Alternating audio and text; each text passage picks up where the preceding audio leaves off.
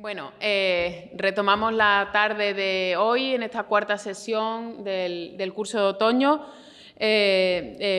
con la suerte de contar ahora con Lola López Enamorado, nuestra flamante catedrática, que imagino que la habéis visto en prensa últimamente, que ha salido, catedrática de Estudios Árabes e Islámicos de nuestra facultad. Ella es, bueno, aparte de profesora de esta, como es lógico, de esta universidad, fue profesora mía y a mí me alegra muchísimo que haya aceptado esta invitación. Quería empezar por ahí. Es investigadora responsable del Grupo Isbilia de investigación de la Universidad de Sevilla, actualmente investigadora principal del proyecto Memoria del activismo político feminista en los años de plomo en Marruecos, entre 1970 y 1980, del Plan Estatal de I+D+I. Desde mayo de 2021 es delegada de la Universidad de Sevilla para las relaciones con África y países árabes. Entre 2021 y 2027 ha sido coordinadora de la red de evaluación de acreditaciones de la Junta de Andalucía, de la Agencia de Acreditación. Entre 2008 y 2020 dirigió los centros de Instituto Cervantes de Marrakech, Casablanca, Tetuán y Argel, con las extensiones de Agadir, Essaouira, Alhucemas, Larache, Martil, Chauen, el Aula Cervantes de Dakar, los centros Dele, de Malabo, Bata y Cabo Verde. En 2020 se reincorporó a la Universidad de Sevilla y desde 2003 a 2005, bueno, eso me lo he saltado en el orden temporal, fue vicerrectora adjunta de Ordenación Académica y Profesorado de la Universidad Internacional de Andalucía. Ahora mismo, como digo, porque es una cosa muy reciente de este verano, es la primera catedrática de Estudios Árabes Islámicos de la Facultad de Filología de la Universidad de Sevilla y además, bueno, te tengo que agradecer de verdad mucho que hayas hecho el esfuerzo de estar aquí esta tarde porque sé que además estás completamente desbordada por toda la campaña de elecciones al rectorado que has estado llevando y en la que estaba, efectivamente, porque ahora vamos a segunda vuelta. Por tanto, bueno, que estés aquí hoy, de verdad, te lo agradezco de corazón y te paso la palabra porque estamos todos deseando escucharte. Lola, gracias. Bueno, muchas gracias a Rocío. Todo eso que ha contado es fruto del cariño y de la edad que yo tengo, que tengo una edad. Muchas gracias, Rocío, por esa presentación tan linda. Yo estoy encantada de estar aquí, aunque les agradezco especialmente las horas que son y que estén aquí a las 7 de la tarde para escucharme a mí hablar de las revistas marroquíes, que son mi pasión. Marruecos es mi pasión, ha sido mi vida, ha sido mi trabajo y lo sigue siendo. Yo le quiero dar las gracias a Rocío, porque ella es el alma de estos cursos de otoño y pone mucha pasión y mucho cariño. Y también les quiero decir que para mí estar aquí es estar en mi casa. Empecé aquí a estudiar en el año 81 y cada vez que entro, ahora cuando he entrado de noche ya que hay una luna espectacular, lo he pensado, digo, oh, madre mía, sigo aquí. No sé ya cuántos años hace desde que entré como estudiante, así que muchas gracias por estar aquí y nada, y bienvenidos a esta casa que es la nuestra. Este título que tiene el ciclo, No son memoria de una piedra, rastro de la generación del 27 en otras literaturas y expresiones artísticas, nos pide buscar la realidad de una vida presente de la generación del 27 más allá de sí misma. Fue el rastro de esa generación del 27 en el siglo XX, en la época del protectorado y algunos años después, lo que ella pensó que fuera el núcleo de esta charla y yo acepté entusiasmada. Y quiero decirles que desde luego no es memoria de una piedra, no es algo que se haya olvidado, es algo que está presente, no es un monumento estático que se ha quedado ahí en Marruecos, sino que es algo que sigue absolutamente vivo, dinámico y, bueno, si me apuran, yo creo que es el resto, la huella más potente de esta relación que se estableció. La charla lleva el subtítulo de traducción y diálogo cultural, que es lo que hacemos aquí en la facultad, que es lo que nos gusta hacer que los pueblos se entiendan y lo que lleva mucha gente haciendo durante muchos años. Por eso, el dar esta charla para mí es como, de alguna manera, también darle las gracias a todas esas personas que se han interesado en que haya un entendimiento entre España y Marruecos, a pesar de que hay otras muchas que no quieren que haya ese entendimiento. Lo que vamos a hablar hoy de las revistas es la huella de una convivencia intelectual que quedó impresa con tinta y con papel, pero también quedó impresa en un puñado de revistas de las que vamos a hablar hoy. Les traigo imágenes, comentarios y además quedo a su disposición para charlar luego. Revistas casi totalmente e injustamente olvidadas. Esas revistas hay que hacer un esfuerzo para localizarlas, para consultarlas. Sin embargo, la memoria no escrita en tinta y papel sí que ha quedado, sobre todo en la zona que vamos a ver ahora, que es la zona del Protectorado Español de Marruecos. Yo tengo que mover esto con el ratón y lo voy a hacer muy bien. Ah, no, aquí. Ahí. Bueno. Lo ven aquí también, ¿verdad? Bueno, esto es lo que quería que vieran, porque para entender todo esto, la historia que vamos a recuperar hoy aquí, tenemos que situarnos en el espacio y en el tiempo. El lugar tiene una importancia enorme. Estamos hablando del Protectorado Español en Marruecos, un periodo que, como bien saben, va del año 1912 a 1956. Ese mapa es del año 51, cuando ya quedaba poco tiempo. La capital de todo este territorio era Tetuán, con el que probablemente algunas de vosotras tengáis algún vínculo, porque no hay vez que hablemos de esto que no diga alguien, pues mi tío era de Larache, yo vivía en Tetuán. Este mapa y este contexto en el que se suele pensar, normalmente pensamos en él en términos militares, administrativos, en términos... Pocas veces se piensa en un espacio cultural y, sin embargo, también fue un espacio cultural con una vida muy intensa. Un espacio complejo, sin duda, porque estaba marcado por la realidad colonial, era una colonia española, pero también un tercer espacio, un territorio fronterizo donde, como ocurre ahora también, por ejemplo, en Ceuta y Melilla, las identidades se mezclan, se combinan, conviven y también dialogan. En las décadas centrales del siglo XX, especialmente en los años 40 y 50, Tetuán, sobre todo Tetuán, también en menor medida ciudades como Larache o Melilla, se convierten en un hervidero intelectual y vamos a ver el motivo. Porque aquí les voy a plantear la primera pregunta clave, que es la que va a guiar esta charla. ¿Por qué hablamos de la generación del 27 en Marruecos? Bueno, pues hablamos del 27 en un momento histórico, la posguerra española, los años 40, los años 50, en los que la propia generación había sido desmantelada. La generación del 27 había sido desmantelada. Lorca, le voy a sacar algunos nombres fundamentales, luego le sacaré una nómina más grande. Lorca había sido asesinado, Cernuda, Alberti, Guillén y Salinas estaban en el exilio, y los que quedaban en España, como por ejemplo Vicente Alessandre o Damaso Alonso, vivían en un complejo y muy estudiado exilio interior. Estaban sometidos, se habían quedado aquí, pero estaban sometidos a la censura y al silencio vigilado del régimen franquista. Y aquí encontramos la primera paradoja. Mientras que en la España peninsular el canon del 27 había sido asesinado, mutilado, silenciado, censurado, repito, aquí en la península, en la periferia colonial, no ocurría en absoluto eso. Existía una sorprendente libertad intelectual.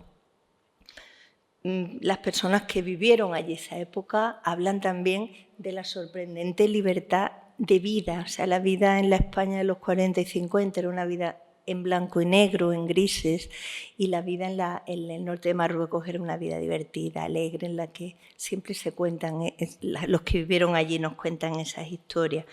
Las revistas literarias que se fundan en esta zona y en esta época, ya tenemos el espacio y tenemos el tiempo, no están en absoluto sometidas al yugo de la censura. Se escapan de la censura, viven y tienen una extraña autonomía que les permite, por ejemplo, publicar a los escritores exiliados. Le permiten, por ejemplo, publicar al maldito escritor Lorca. Le permite, o sea, la libertad que hay allí, lo que aquí está totalmente prohibido.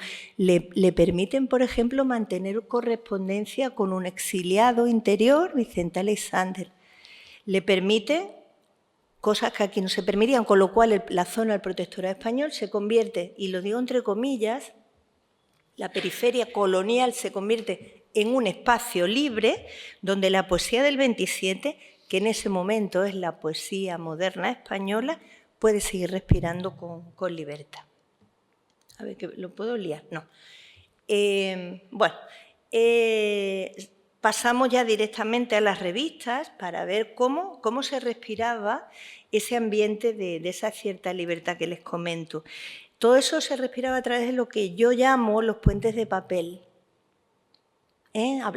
Últimamente estamos hablando de fronteras líquidas, siempre tenemos el estrecho como referencia. Entonces, si en esas fronteras líquidas, que es el mar y el estrecho, ponemos unos puentes de papel, creo que la imagen es muy bonita, bueno, creo yo, que son las revistas literarias. Las revistas no eran boletines culturales. En esa época se creaban muchos boletines, boletines militares, boletines agrarios, boletines... Sin embargo, las revistas literarias no lo eran. Eran proyectos intelectuales de primera fila.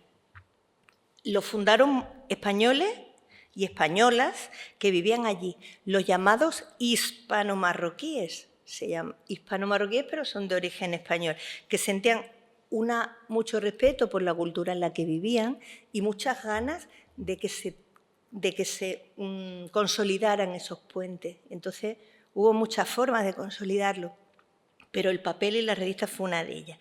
En ese contexto, que les he puesto ahí una imprenta de la época, porque no era tan fácil como ahora con los ordenadores, había que componer el árabe, que componer con las piececitas de las imprentas, que mi familia tiene imprenta, es complicado. Componer en árabe es complicadísimo. Bueno, pues en ese contexto he recogido algunas publicaciones periódicas, los periódicos, el Diario de África, bueno, cientos, la revista de tropas coloniales, periódicos que han dado lugar a muchas tesis doctorales, a muchas investigaciones, porque son verdaderas joyas. Pero, bueno, y por supuesto, la que yo he llamado las joyas de la corona, que es Al-Mutamid, verso y prosa, que es una revista literaria maravillosa, que es en la que nos vamos a centrar, que se fundó entre Larache y Tetuán, estuvo un tiempo, se imprimía en Larache, otro tiempo en Tetuán, nació en el año 47 y, bueno, desapareció en el 56 con el fin del protectorado.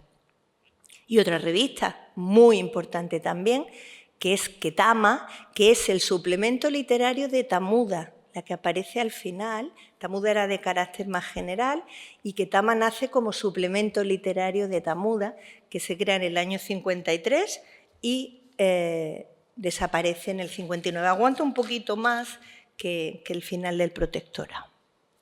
A ver, esto era aquí, ¿verdad? Bien. Bueno, pues vámonos con lo que yo he llamado la joya de la corona. La revista Al-Mutamid, que, bueno, nace en el año 47 y desaparece en el 56. Yo, porque estamos en Sevilla, quiero hacer una pequeñita reflexión sobre el protagonista de esta historia, que es Al-Mutamid Ben Abbad, el rey sevillano, el último rey de Sevilla, porque lloramos mucho por el último rey de Granada, pero nosotros también tuvimos un último rey en Sevilla, Al-Mutamid Ben Abbad, exiliado en Marruecos, donde murió, en la ciudad de Ahmad, muy cerquita de Marrakech. Su tumba se visita, algunas personas que estáis aquí habéis estado en su tumba y se ponen un poco los pelos de punta porque parte de nuestra historia está en mitad de una zona muy desértica y muy abandonada, en un morabito así pequeñito, y yo creo que es un viaje necesario para todos los que amamos Andalucía y Marruecos, desde luego. Bien, pues Al-Mutamid Ben Abbad fue exiliado en Marruecos. Hay unos poemas bellísimos de su partida por el río Guadalquivir en el siglo XI, que los tenemos alhamdulillah, afortunadamente, y es el símbolo de la unión cultural entre Andalucía y Marruecos. Al-Mutamid también es el símbolo perfecto de la unión esa trágica, ese concepto trágico, pero también inseparable, que nos une, ¿no? Al sur de la península, nos une con el norte de Marruecos, y digo lo de trágico porque muchas de las noticias y de las relaciones que tenemos tienen un carácter trágico que, bueno, que también forma parte de la historia. Cuando los creadores de Al-Mutamid, voy a decir Al-Mutamid, aunque es Al-Mutamid, porque así lo llamaban los españoles, eligen este nombre para una revista literaria, no es algo casual. Es una forma de reivindicar un pasado cultural compartido, un pasado, un continuum cultural que el estrecho no rompe, sino une. O sea, yo creo que está perfectamente elegido alguien que nace, bueno, él nació en Silves, en Portugal, en el sur de Portugal, fue rey de Sevilla, tuvo aquí a sus hijos, a su mujer, la Rumaiquilla, y fallece, muere, exiliado y prisionero en Marrakech, en Ahmad. Yo creo que era una forma de tender un puente con este nombre explícito entre Andalucía y Marruecos. No voy a decir entre España y Marruecos porque yo creo que esto ha hecho un frío que te mueres, ¿eh? Yo venía muerta de calor. Sí, porque hace un frío. Bueno, seguimos. La revista Al-Mutamid fue además un proyecto bilingüe, una cosa, como comento, muy compleja, con las imprentas manuales, cosas que ahora la vida nos ha facilitado. Se publicaba en español y en árabe. Y ahí está la clave de todo. Su misión no solamente era publicar a los poetas españoles para españoles, sino, bueno, que también era algo muy útil, porque los españoles que estaban en Marruecos no conocían lo que se estaba haciendo, la poesía que se estaba haciendo en España. No era solo publicar a poetas españoles para españoles, sino, y cito, su proyecto fundacional, nació para fomentar la versión árabe de poetas españoles y la castellana de poetas árabes de Oriente y Occidente. Es decir, era un proyecto muy ambicioso de dar a conocer, de traducir y dar a conocer no solo a poetas árabes de Marruecos, sino a poetas en árabe de Oriente. El alma de esta revista fue una mujer excepcional. Ahí la tenéis, jovencita, con una sonrisa estupenda, nació en Alicante en el año 1919. Esa foto, no sé si lo ven ahí, pero es del año 1939, es decir, Trina tenía 20 años, su casa en Larache sigue en pie, está abandonada por las autoridades, se va a hundir, no sé ni siquiera si se ha hundido ya. Yo he vivido varios años en Larache y una mujer que dio tantísimo por la comunicación entre los pueblos. Da mucha penita que una casa tan preciosa, chiquitita, en el centro de Larache, esté tan abandonada. Bueno, pues luego les contaré, ya se tuvo que volver a España y murió en Granada en abril de 1984. Ella, además de poeta, fue la directora, la creadora, la inventora de la revista Al-Mutamid, y yo la llamo la tejedora del diálogo cultural.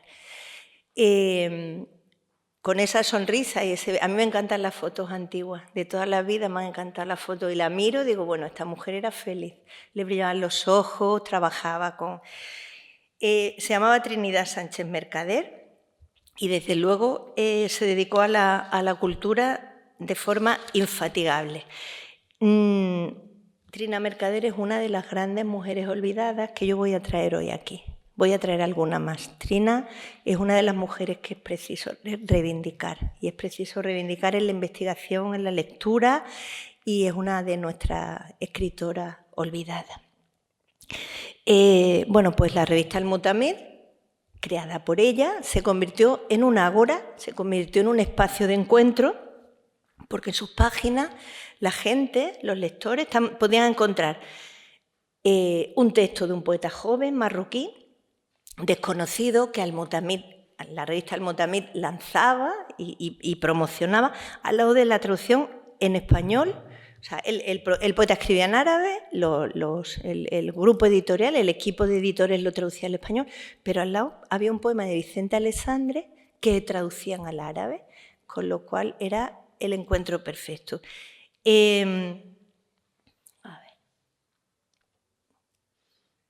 Bien, y ahí tenéis a Trina también, más mayorcita. Esta foto no sé de qué fecha puede ser, pero vamos, es Marruecos, es el protectorado, por lo tanto, si la otra era del 39, que está fuera del 49, le ponemos 10 años más. Y ahí está con Jacinto López Gorgé, que ni siquiera sé si le suena este nombre. Pues Jacinto López Gorgé murió hace poquísimo, en diciembre de 2008, olvidado por la generalidad, o sea, pero no olvidado por ni los arabistas, ni creo que los hispanistas, no lo sé si lo conocen. Jacinto funda Ketama, la otra gran revista de esta época, la otra gran revista literaria de esta época. Jacinto López Gorgé, un poeta alicantino, afincado en Marruecos, y también lo llamo el poeta puente. El poeta puente, si la otra le ha llamado la tejedora, la que tejía la colaboración, este lo llamó el poeta puente.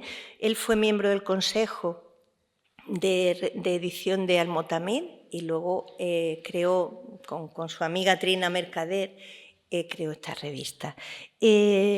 Almotamid era un proyecto de alta cultura y de traducción. Sin embargo, Ketama, que nace como el suplemento literario de una revista mucho más multitemática, de política, de temas militares, los temas propios del protectorado, pues Ketama fue la voz de la nueva generación. Fue Ketama la que dio voz a los poetas jóvenes. Estaba más centrada en la creación propia, pero también promovía el espíritu de convivencia. Bueno, pues esta plataforma, la revista Almutamid y la revista Ketama, en ella se crea lo que se llama el Grupo de Tetuán. El Grupo de Tetuán son, poetas españoles que vivían en Tetuán. Por ejemplo, el propio Jacinto López Gorgé, Pío Gómez Niza, yo no sé si le suenan estos nombres, Eladio Sos, luego le voy a poner gente que trabajó, publicó, colaboró y que son temas de investigación apasionantes, porque enlazan la literatura española, porque es literatura española creada en un territorio árabe, en Marruecos, ¿no? Entonces, yo creo que hay mucho que decir. Bien, iba por Eladio Sos y acogió la primera generación de poetas marroquíes. Y le cito dos nombres de la época, que son Mohamed Sabbagh, que ahora lo vamos a ver también, Mohamed Sabbagh, y Mohamed Chakor. Mohamed Chakor luego vivió en España muchos años, dedicado a la cooperación cultural entre estos dos países, España y Marruecos, y creo que tuvo un cargo diplomático importante en Madrid. Bueno, pues estas revistas, por lo tanto, no solo eran un reflejo de la generación del 27, sino que fueron el vehículo para el diálogo con una nueva cultura. Y esto nos lleva al núcleo de esta charla, que es traducción y diálogo. No sé si lo veis bien. Aquí he buscado, a ver, ¿se ve? Aquí pone Rafael Alberti, en árabe. Este es un escrito de Rafael Alberti, unos poemas de Alberti.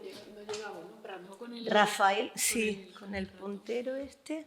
Pero es que tengo yo que ir a que mi ratón que se va para allá.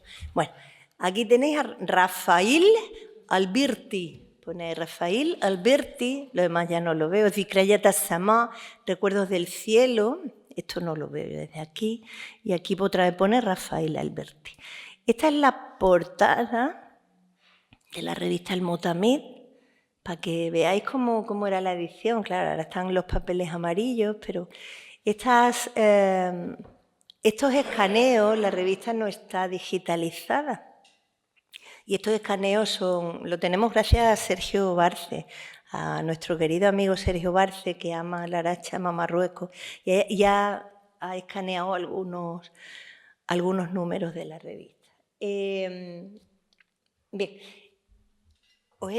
he dicho que el proyecto de la revista El Motamid era muy explícito: traducir poetas árabes al español y traducir la poesía española moderna al árabe. ¿Y cuál era la poesía moderna en los años 40 y 50? ¿Cuál era el canon de la poesía española de ese momento? Pues evidentemente la generación del 27, la que nos reúne hoy aquí. En las páginas de Al-Motamid encontramos sistemáticamente poemas de los miembros de la generación del 27 y encontramos así el texto español. No lo he puesto porque el texto español he preferido poner una portada de dentro y el texto en árabe, que es un esfuerzo, ¿eh? Se ha tardado mucho tiempo en traducir poesía española al árabe. Bueno, ahí tenéis a Alberti traducido y, a ver, ahora yo tengo que recuperar el ratón. ¿Dónde está? ¿Ahí? Ahí, ya ha vuelto a mí. Bien. Pues, eso se le ha ido la B para abajo. Traduciendo la modernidad, poetas traducidos al árabe. Encontramos, por supuesto, a Federico García Lorca, como no, a quien en España era el poeta maldito, a quien no se podía ni leer ni traducir, y hasta hace muy poco, siguen buscando, creo, sus huesos, porque fue asesinado por el régimen. Traducir a Lorca al árabe en los años 40 y 50 tenía una carga política importante. Era, por un lado, y literaria, era, por un lado, introducir en el mundo árabe las metáforas, el surrealismo, el romancero gitano. Era una forma de modernización estética en una poesía árabe que estaba muy anquilosada, era una poesía que no había evolucionado. O sea, que de pronto en Marruecos, por primera vez, se traducen al árabe a los poetas contemporáneos, ¿eh? Y uno de ellos, de los más queridos, desde luego, es Federico García Lorca. Repito, era una modernización estética. Por otro lado, era un acto de justicia poética. Era dar voz desde la orilla sur al poeta asesinado por el fascismo, mientras que en España su obra estaba censurada, manipulada. En Tetuán se traducía al árabe como un estandarte de la libertad lírica, la libertad poética. Encontramos a Vicente Aleixandre, que bien han quedado las fotos. Yo creía que al ponerlas tan grandes se iban a desdibujar. Tenemos a Vicente Aleixandre. Trina Mercader, que la hemos visto antes, mantuvo una correspondencia interesantísima con Vicente Aleixandre. Y Vicente Aleixandre estuvo en Tetuán. Tenemos fotos de él, que se las voy a enseñar porque esa parte de la historia no se conoce. Aleixandre, el premio Nobel, el poeta del exilio interior, lo que encontramos en Al-Motamid era una ventana abierta, una ventana de libertad, donde, pienso por ejemplo, en Sombra del Paraíso, que fue traducida, eran traducidas, donde su poesía era leída y traducida. Entonces conectaba el surrealismo y el estilo contemporáneo con la sensibilidad árabe, que les vuelvo a repetir que la poesía árabe era una poesía muy de ritmo, de rima, de una métrica muy constrictiva, muy restrictiva, y de pronto ven una poesía mucho más libre, mucho más fresca. Y encontramos también a los exiliados, Rafael Alberti, Luis Cernuda y Jorge Guillén, por ponerles algunos ejemplos. Imaginen el impacto, o sea, en un Marruecos que leía la poesía árabe tradicional, también leía la poesía francesa, del otro protectorado, porque siempre ha habido dos protectorados, el español y el francés. Un Marruecos que leía la poesía árabe tradicional y la poesía en francés. De pronto, a través de estas revistas, se introduce la modernidad española. Esta traducción no fue un mero ejercicio académico, fue un acto de mediación cultural de primer orden. Introdujo la vanguardia española en el canon literario marroquí influyendo directamente en los jóvenes poetas que leían estas revistas. Por lo tanto, estas dos revistas ofrecen a los poetas jóvenes nuevas imágenes, nuevas formas de sentir. Le abren los ojos a un mundo completamente novedoso. Y el surrealismo, el rastro, la pasión, todo eso de la generación del 27 entra en el ADN de las generaciones marroquíes y entra en el ADN de la poesía marroquí moderna. Eso le debemos. Por eso cuando Rocío propone este tema, no está proponiendo un tema banal, está proponiendo un tema al que poca gente se ha acercado y se ha analizado así, pero un tema fundamental para entender lo que luego ocurrió, porque Tetuán, no voy a adelantar, que a mí me gusta mucho correr y no voy a correr. Bien, dije al principio que esto no es memoria de una piedra, que era un monumento vivo. Si solo hubiera sido una traducción unidireccional, a lo mejor sería solamente influencia.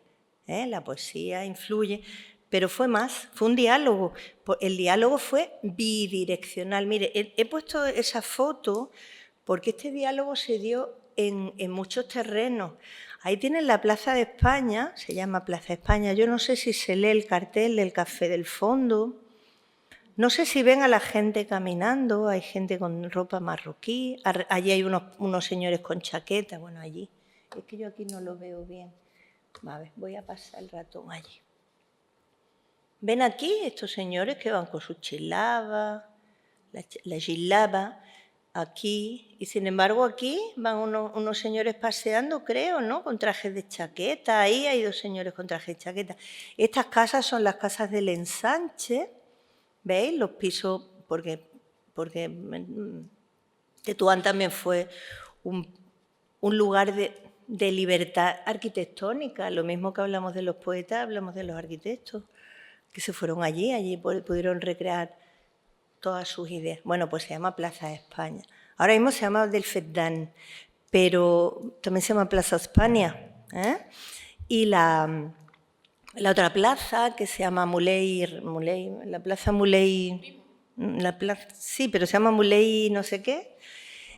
Muley, no, la plaza al final de Mohamed V se llama Muley Rashid, sí, así se llama oficialmente. La llaman Plaza Primo, la Plaza Primo de Rivera. Y entonces, Finúa, ¿dónde está él? Dice, la Plaza Primo. Así tal cual, nada de Muley Rashid, nada de eso, se llama Plaza Primo. Pues ahí lo tenéis. Esa convivencia no fue un monólogo, fue un verdadero diálogo bidireccional. Los unos aprendieron de los otros y los otros de los unos, ¿vale? Bien, y en ese diálogo, ese primer diálogo fundamental fue un diálogo hispano-hispano. Es un diálogo entre los propios españoles. Estas revistas que estamos viendo, sirvieron de puente entre los poetas del exilio interior, aquí, en la península, en plena dictadura franquista, y los que vivían en el exilio exterior, los que vivían en Marruecos, un Marruecos mucho más libre, mucho más abierto, un exilio geográfico. En el exilio vivía Jacinto López Gorgé, completamente desconocido. Vivía Trina Mercader, completamente desconocido. Pero en las páginas de Al-Mutami y Ketama colaboraban asiduamente poetas españoles. Y les he traído a esta, porque a Vicente Aleixandre, a Alberti, lo conocen todos, pero ¿conocen a Carmen Conde? Espero que sí. Carmen Conde nació en Cartagena en el año 1907, murió en Madrid, todos murieron en España, después de su periplo en Marruecos, que también fue largo. Carmen Conde publicaba asiduamente en estas revistas. Carmen Conde fue la primera mujer en entrar en la Real Academia Española, creo que fue el sillón K, y fue el Premio Nacional de Literatura en 2 ocasiones. Ella fue coetánea y colaboradora de escritores muy reconocidos de la generación del 27, y fue una colaboradora asidua y una gran defensora de estas revistas literarias que se publicaban en Marruecos. Hay muchos números de las revistas, publican poemas suyos. ¿Por qué? Pues porque estas revistas rompían el aislamiento que había impuesto el régimen y creaban lo que he llamado una república de las letras. O sea, en Marruecos la libertad se vivía completamente distinto a como se vivía aquí. Ya vuelvo a repetir, en todos los sentidos, pero también en el sentido literario. Esta república de las letras trascendía las fronteras geográficas, se saltaba la censura, se saltaba la geografía y se saltaba todo lo que imponía el régimen aquí. Allí se lo saltaba, muchas más cosas se saltaban allí. Un poeta de Madrid, como Vicente Aleixandre, podía conversar en una misma página, como han visto, con un poeta de Tetuán, como Jacinto López Gorgé. Al mismo nivel, en el mismo trato, el ser del exilio, escribir en árabe. Pero el diálogo más fascinante no fue el hispano-hispano. El diálogo más fascinante fue el hispano-árabe.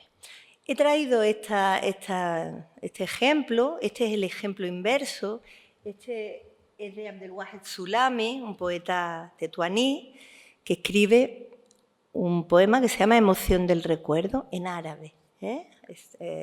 Rasha Azikriya, no lo veo. Zikrayat, no lo sé. Rasha Azikrin. Emoción de los recuerdos, de los recuerdos. ¿Ven? Ahí lo tienen. Y bueno, al alma de un amigo poeta, está todo en español, traducido, con lo cual también en España se podía conocer la poesía marroquí y entenderla, porque si no sabes árabe todo esto son cagaditas de mosca, como nos decían cuando empezábamos a estudiar. Esto es muy interesante, estas dos páginas ahí enfrentadas, dos páginas distintas que constituyen un verdadero espacio de convivencia y que demuestran que estas revistas no eran un club español. Estas revistas no eran un patrimonio solo de españoles hispano-hispano. No eran como esos clubes en los que no podían entrar los marroquíes, no. Estas revistas fueron el ágora donde los intelectuales españoles y los marroquíes se sentaban en la misma mesa y gozaban de los mismos privilegios y de las mismas oportunidades. Trina Mercader y Jacinto López Gorgé y el equipo con el que trabajaban no solamente tradujeron autores marroquíes, tradujeron también autores orientales, que eso es un fenómeno también muy desconocido. Tradujeron, por ejemplo, a Fadwa Tuqan, a una poeta palestina residente en el Líbano, cuando la poesía árabe, oriental, la marroquí y desde luego la árabe oriental, que estaban en mucho más apogeo que la marroquí, no eran conocidas aquí. Bueno, pues Fadwa Tuqan aparece traducida en la revista El Mutamin. Es el número 17, lo he puesto ahí, del año 49, ¿vale? Y publican en el codo con codo los poetas marroquíes junto a los poetas de la generación del 27. Al Mutamin 17 del año 49. Esto que yo he llamado la generación de la convivencia no estaba solo formada por los directores de la revista. Ahí tienen a Jacinto López Gorgé, que es el del centro, ¿no? Que es el que hizo esta foto y se la facilitó a una de las personas que yo agradezco que existan, que es a Fernando de Ágreda, que lo amamos, que es la persona que más ha trabajado en esta época, es un arabista, hispanista, ha dirigido la biblioteca Félix María Pareja, ha sido de la cooperación, es una persona excelente. Pues esta fotografía nos la facilitó él. Para que este diálogo existiera hacía falta una infraestructura intelectual, un tejido conectivo, y buena parte de ese tejido lo construyeron las mujeres. Ahí hay las dos mujeres que tejieron ese tejido. No está Trina, estoy yo hablando de Trina, y Trina no está. En esta foto está Mohamed Sabbagh, que es el de la derecha, Dora Bacaicoa, de la que vamos a hablar ahora, que no sé si les suena, pero Dora Bacaicoa, Jacinto López Gorgé, y luego está José Ángel Valente, que además está vestido de recluta, yo creo que está vestido, no lo sé, con las manguitas por ahí, y Emilia Palomo, que fue su primera mujer. José Ángel, luego, bueno, el poeta de Almería, luego se casó otra vez y convivían en esta generación de la convivencia. Bueno, pues me voy a centrar en la señora, que es la cuarta, que es Dora Bacaicoa, que es una figura fascinante, porque encarna perfectamente este mundo. Dora nació en los años 20, fue escritora, investigadora y sobre todo bibliotecaria. Ella se ocupó de la Biblioteca General y Archivos de Tetuán, una biblioteca que es un verdadero tesoro y que sigue existiendo en Tetuán y que está al acceso de todos los que queramos ir a consultar. Está un poco desordenada, es complicado, está toda la revista Almutamid allí, está toda la revista Ketama, por supuesto Tamuda, el Diario de África, y es un tesoro esa biblioteca. Está al lado del consulado, en el mismo edificio.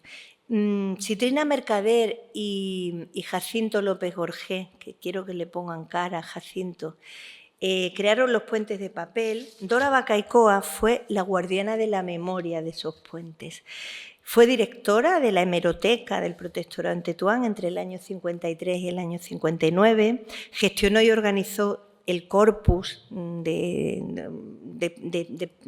publicaciones, y fue, por ejemplo, la autora de una obra fundamental, que es la bibliografía marroquí que publicó la revista Tamuda, que ahora mismo es una joya, porque nos da a conocer todo lo que se publicó en el Protectorado en español. Pero no solo fue gestora, también fue una creadora. En el año 55, Jacinto López Gorgé le publicó un libro de relatos deliciosos, se llama Zohora la Negra, un libro de relatos en los que ella... son cuentos que ella inventa, pero ella dice: me he sumergido en la vida de Marruecos a través de mis propios ojos. Es como hay un cuento que habla de la Medina, cómo se perdía la señora envuelta en el jaique. Son unos cuentos fascinantes que están publicados, y yo creo que Zohora la Negra está incluso aquí en la biblioteca, ese libro. Lo publicó la colección Manantial, y la originalidad de Dora Bacaicoa es que para ella, en sus cuentos, son fundamentales los personajes femeninos, en un mundo que todavía el mundo femenino era un mundo oculto. Y ella es, por tanto, la otra cara de la moneda. Investigadora, narradora, y, por supuesto, formaba parte de este círculo que yo he llamado la generación de la convivencia. Bueno, la presencia de Dora Bacaicoa aquí demuestra que este no fue un proyecto de 2 o 3 locos, visionarios, que andaban por allí, como Jacinto, Trina, Mohamed Sabbagh, no. Yo creo que fue una red vibrante, una red viva, una red intelectual tejida por hombres, mujeres, que además se divertían mucho, publicaban muchísimo, hacían actos, aparecían en todos los actos culturales. Y es una lástima que personajes como ellos, como Dora Bacaicoa, José Ángel Valente no, pasó a la historia de la literatura, pero Jacinto López Gorgé, José Ángel Valente tampoco sí, ¿no? Como Dora Bacaicoa o como Mohamed Sabbagh, no nos suenan de nada. Pues estaban a la misma altura y tenían la misma altura poética, intelectual y la misma pasión. Mirad, ellos publicaron, ahí tenéis a las protagonistas, ahí tenéis a Dora Bacaicoa, a Vicente Aleixandre y a Trina Mercader en Tetuán en el año 56. Arriba pone homenaje a Vicente Aleixandre en el Hotel Nacional en el año 53. Bueno, arriba pone 56, yo no sé si... ¿Es un 3? Pues entonces lo he copiado mal, porque de la intelectualidad de Tetuán.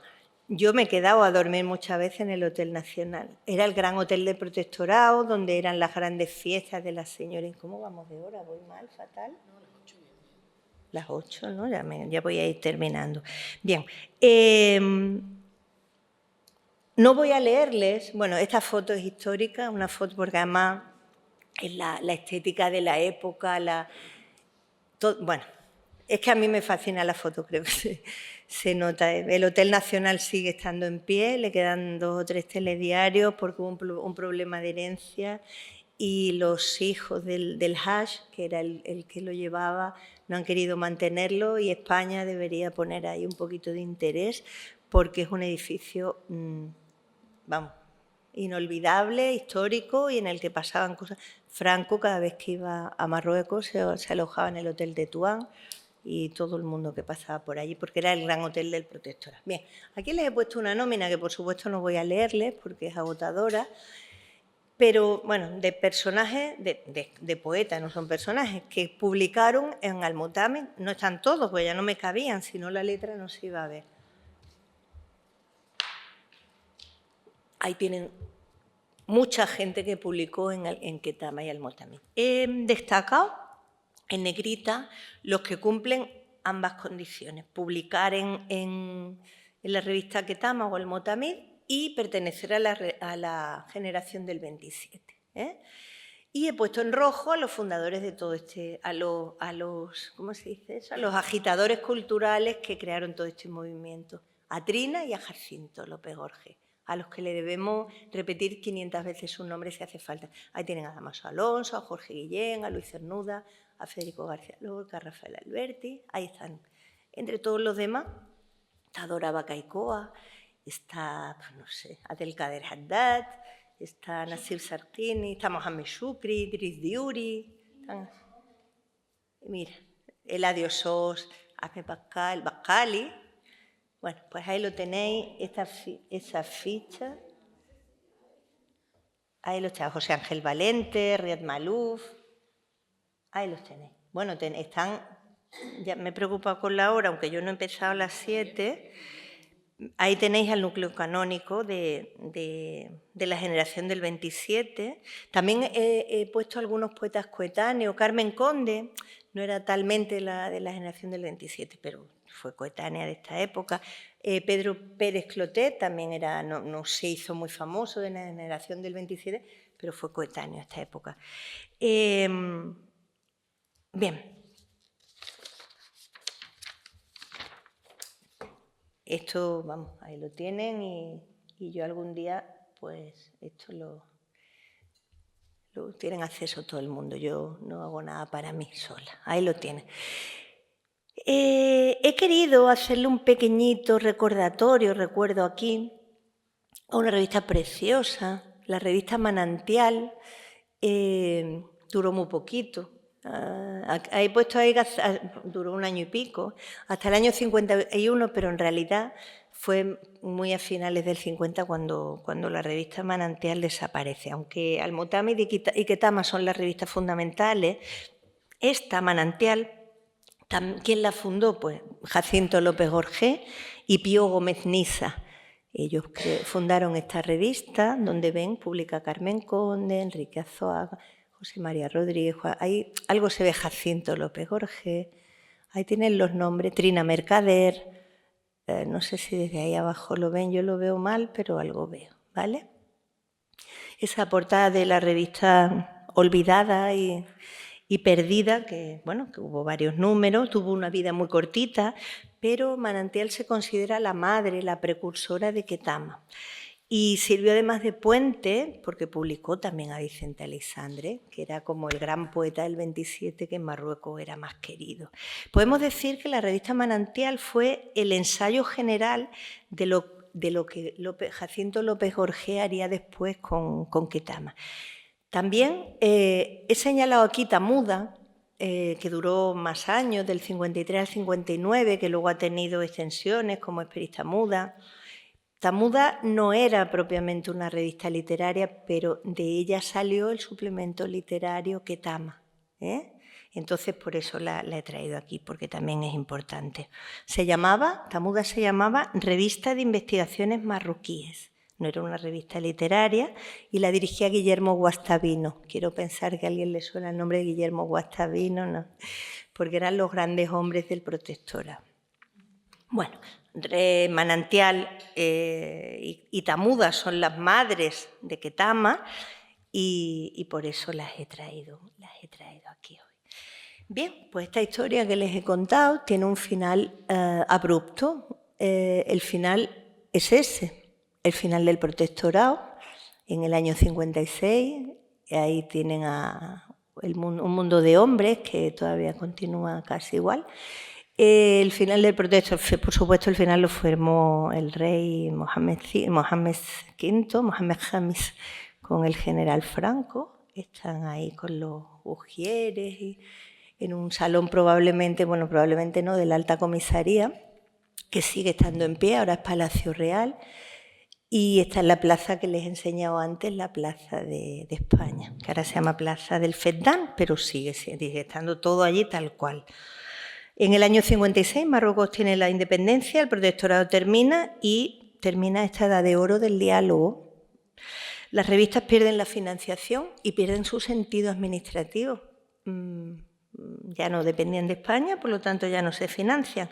Al-Motamid cierra en el año 56, que Tamadura un poquito más, y en el año 59 ya asfixiada pues desaparece. Los intelectuales españoles que hemos visto, Jacinto López Gorgé, Trina Mercader y muchísima más gente, ciudadanos de a pie, arquitectos, pues van regresando a la península. Regresa tu autor tangerino, el de la vela, Vázquez. Dime. Ángel Vázquez, que no me salía el nombre, el de se enciende y se apaga una luz, ¿no? Sí, aguanta más en el Tánger, que era más internacional, pero en Tetuán era más complicado. Y el hispanismo marroquí pasa a un segundo plano. Los poetas marroquíes se ven como desgarrados, se habían criado con estos españoles que vuelven a la península. Aquí se pueden imaginar cómo los veían, eran como extraterrestres, ¿no? Gente que venía de África, pues como, ¿sabes? Gente que no había vivido aquí, de pronto venía con otras costumbres, otras ropas, otro acento muy andaluz, porque el acento de los tetuaníes era muy andaluz. Y la labor de estos españoles que vuelven queda en el olvido. A Trina Mercader y a Jacinto López Gorgé no lo recuerdan en Marruecos porque se han venido y no lo recuerdan en España porque son como extraños. Pero es que pasa otra cosa. Los marroquíes, los poetas marroquíes que habían creado esta generación de la convivencia, se ven inmersos en la construcción de un nuevo Estado-nación marroquí, en el que se priorizará la lengua árabe, se prioriza la lengua árabe y se prioriza también la lengua francesa del otro protectorado. El protectorado francés se come, en buena parte, todo el recuerdo del protectorado español. El francés sigue siendo hoy lengua de prestigio frente al español, que quedó un poco, ahora se está recuperando bastante gracias a la labor del Instituto Cervantes, pero quedó el puente de papel del que he hablado, que se construyó con mucho esfuerzo y con mucha gente, pareció desmoronarse. Bueno, vamos a ir terminando, me quedan algunas diapositivas y vuelvo al principio. Al verso que tú has elegido como representativo de esta memoria, no son memoria de una piedra.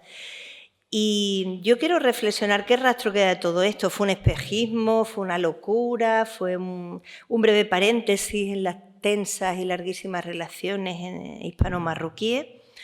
Pues no, yo creo que tenemos que recuperarlo como la realidad de una vida presente y debe volver a nosotros, porque frente a ese olvido que pretende recuperar esta charla y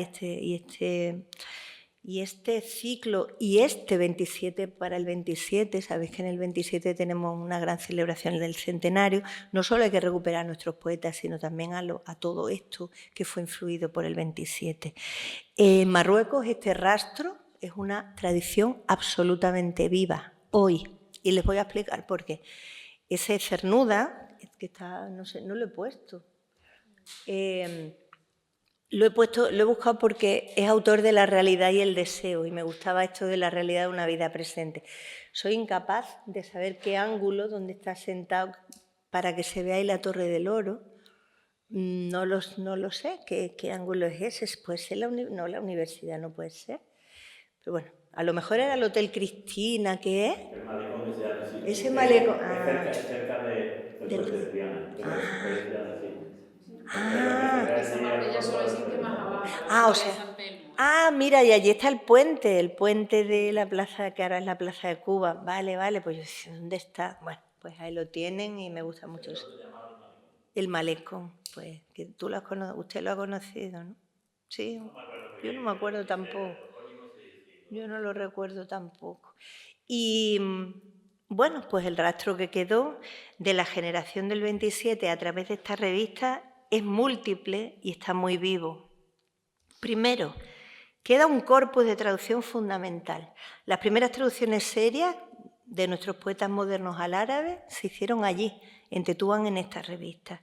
Segundo, queda el nacimiento de una tradición de hispanismo marroquí, el hispanismo marroquí que llega hasta nuestros días con muchísima fuerza.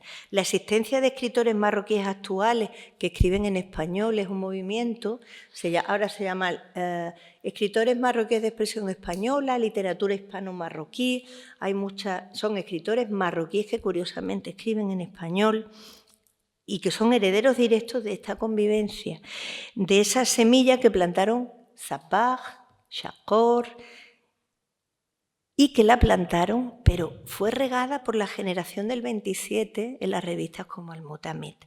Tercero, queda el ejemplo de Trina Mercader y de Jacinto López Gorgé, el ejemplo de que la cultura, la poesía y la traducción pueden crear espacios de diálogo real, de convivencia, incluso en contextos políticos adversos, como puede ser una dictadura en un lado, un sistema político diferente en el otro, un sistema colonial, una orilla norte, una orilla sur, diferentes formas de vivir, diferentes lenguas, puede existir la convivencia. También queda la enorme admiración que perdura hasta hoy por los escritores del 27. Y les voy a decir en qué se traduce. El Ministerio de Cultura marroquí cada año oferta ayudas a la traducción. Bueno, pues la mayor parte de esas ayudas se la llevan hispanistas marroquíes que traducen al árabe a la generación del 27. La mayor parte de esas ayudas. Alguna obra histórica, algo de Goytisolo, un poco de María Dueñas, lo normal. Pero el grueso de esas traducciones que están publicadas son Federico García Lorca, Dámaso Alonso, la generación del 27. Y quiero decirlo porque está aquí el presidente de la Fundación Machado, no solo de la generación del 27, esa bolsa también va a los predecesores de la generación del 27, que coincidieron también en el tiempo, cuando la generación del 98 eran mayores, por supuesto, pero eran los predecesores de esta generación. También ellos son enormemente traducidos. Bien, he cogido estas fotografías porque el hispanismo universitario marroquí tiene una fuerza enorme. El hispanismo universitario marroquí, en los departamentos de español, habría que también profundizar en eso. Hay departamentos de español en todas las universidades, en la mayor parte de las universidades marroquíes, y hoy el español ha cobrado mucha fuerza, no solo a través de la universidad, sino también a través del Instituto Cervantes. Les he traído esa foto porque, bueno, yo he tenido la suerte de dirigir ese instituto durante 5 años, el Instituto Cervantes, el mascarón de proa de la cultura española en el mundo, no solo en Marruecos. Ese edificio es el primer edificio que se construyó en la explanada es un edificio precioso, preciosísimo. Bueno, pues la biblioteca de ese Instituto Cervantes, que está reconstruido con un respeto por un arquitecto maravilloso que se llama Ramón de Torres, que era amigo del alma, compartió su despacho toda la vida con José Ángel Valente, porque todo el mundo es cíclico y todo vuelve al... Pues el arquitecto que lo restauró, Ramón de Torres, hizo una reconstrucción muy respetuosa y el Instituto Cervantes imparte ahí miles de horas de español y tiene una vida cultural muy intensa. Y su biblioteca se llama Biblioteca Vicente Aleixandre, para que vean el círculo, una biblioteca en la que, por cierto, esta revista y mucha bibliografía inencontrable se encuentra allí. Es un punto de investigación muy importante para los nuevos y las nuevas investigadoras. Bien, y como conclusión pues se lo leo. La huella de la generación del 27 en Marruecos nos enseña que la influencia literaria no es una imposición, sino un diálogo entre culturas. La generación del 27 sirvió como el lenguaje común, el referente compartido sobre el que se cimentó un diálogo cultural hispano-árabe único en el siglo XX, único y olvidado. Y estas revistas que hemos visto aquí hoy demostraron una vez más que la cultura no entiende de fronteras políticas y que entre España y Marruecos es mucho más lo que nos une que lo que nos separa. Y nada más. Muchísimas gracias.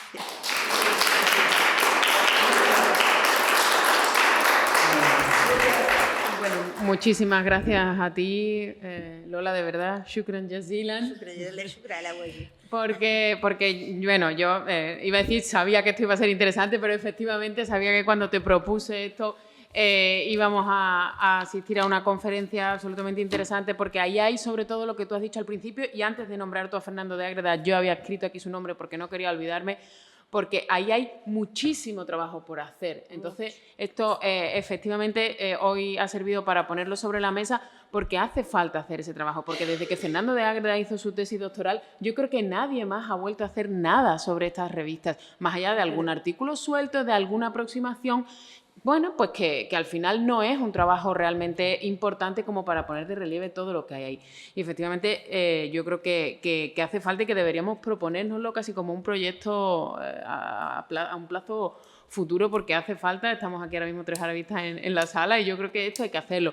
Porque además, hispanistas, arabistas. Exacto, e hispanistas. Sí, pero bueno, que al final el empujón hay que darlo, porque el hispanismo muchas veces la barrera le frena, y hay que entender que eso está ahí esperándonos a todos, porque además efectivamente, ¿no? Como tú dices, la literatura marroquí contemporánea se va a ver plenamente identificada y renovada gracias a estos autores.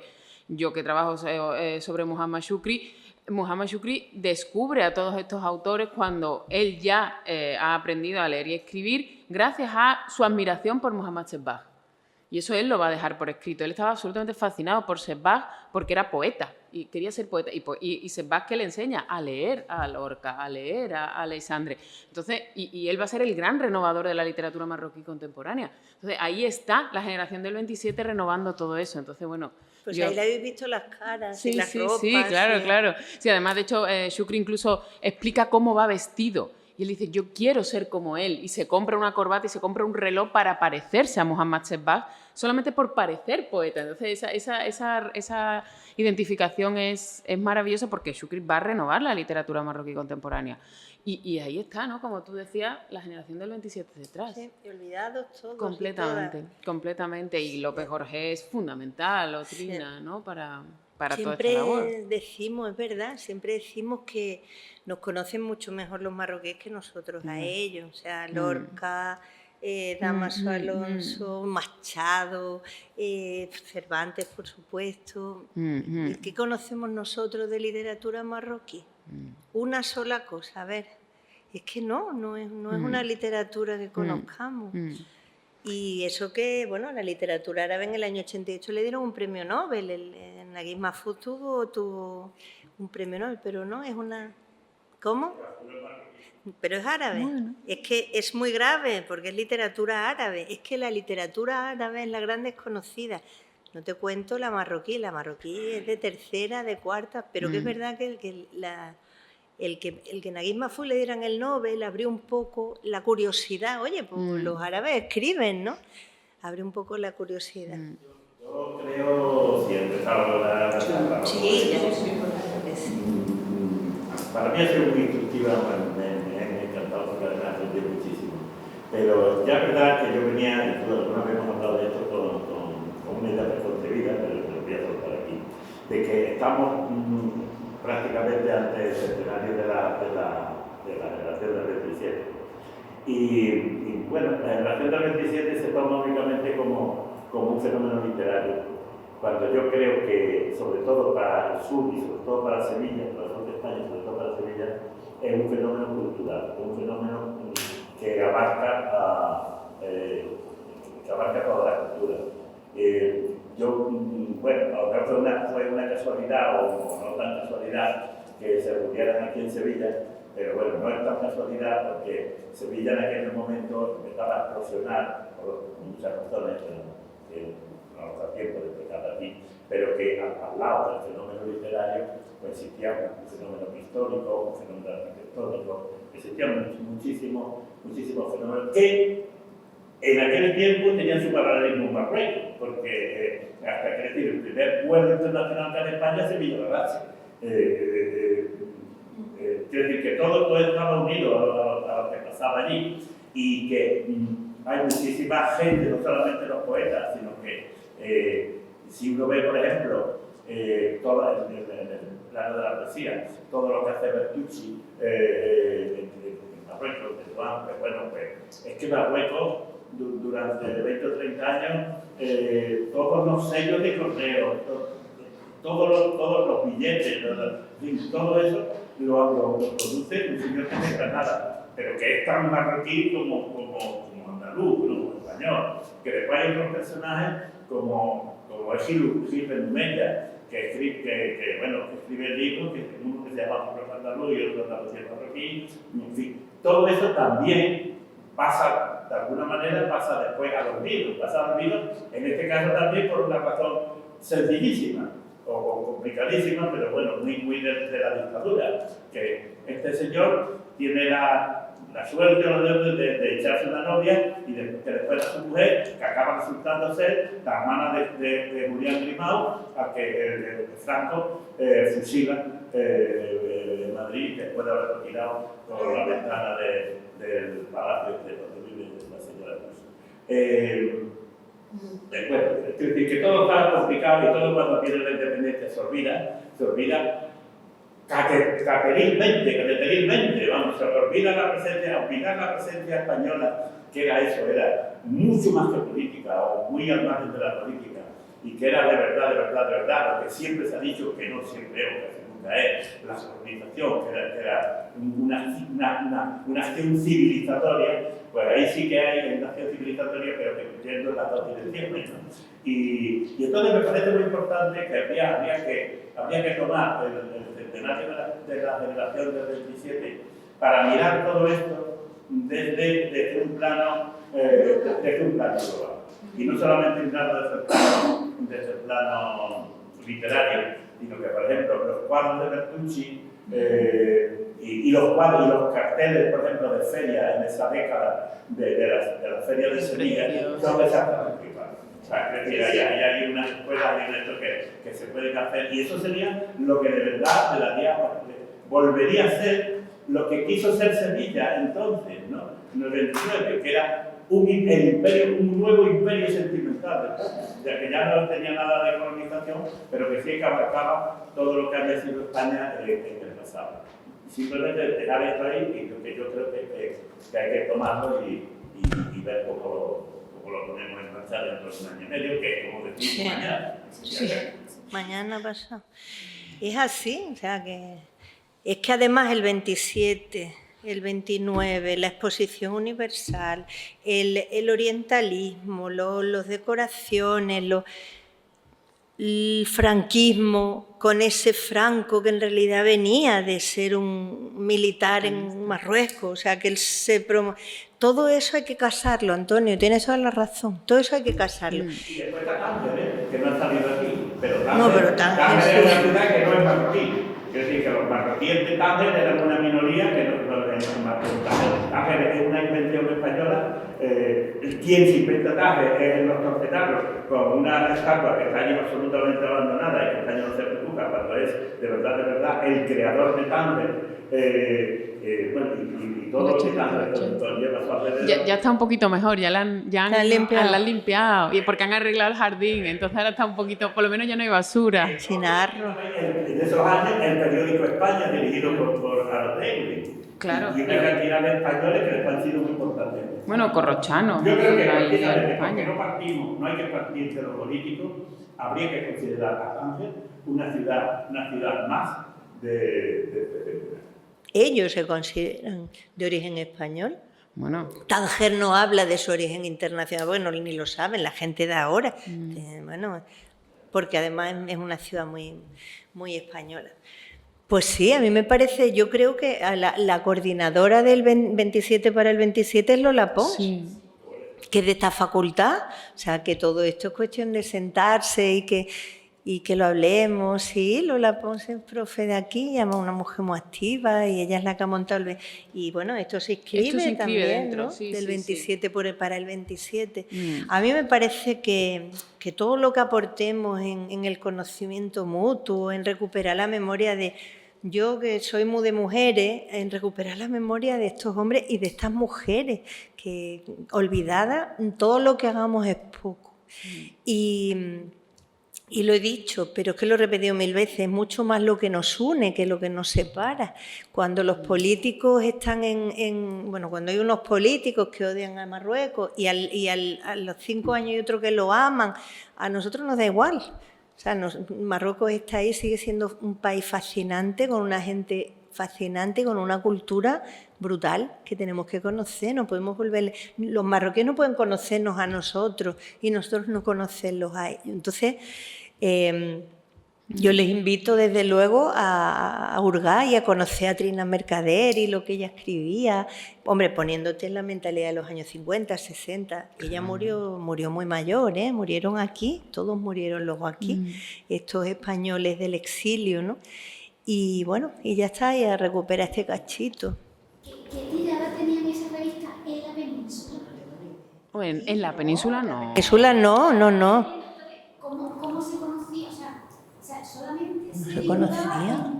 El protectorado.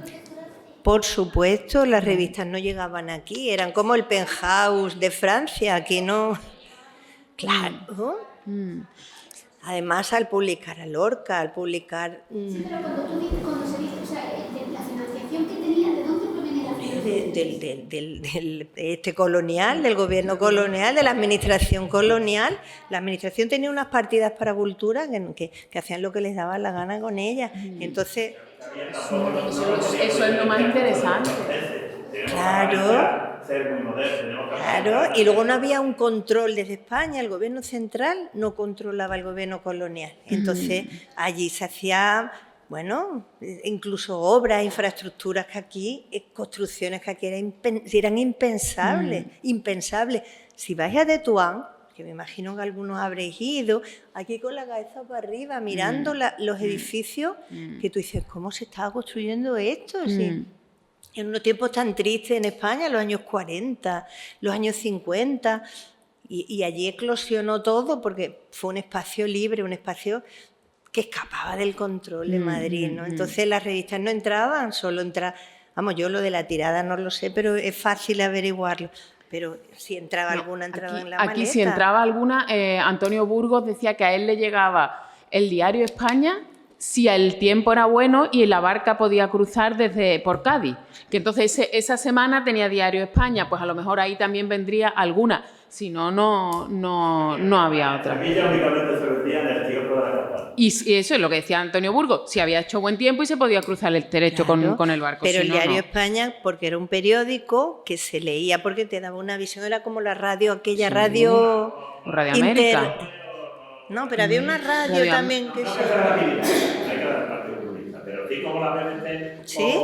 Bueno, pero es lo mismo que preguntaba Ana. El diario España se pagaba y se publicaba con dinero español, porque eso era un dinero que no dependía del protectorado, porque Tánger era independiente, pero sí del consulado.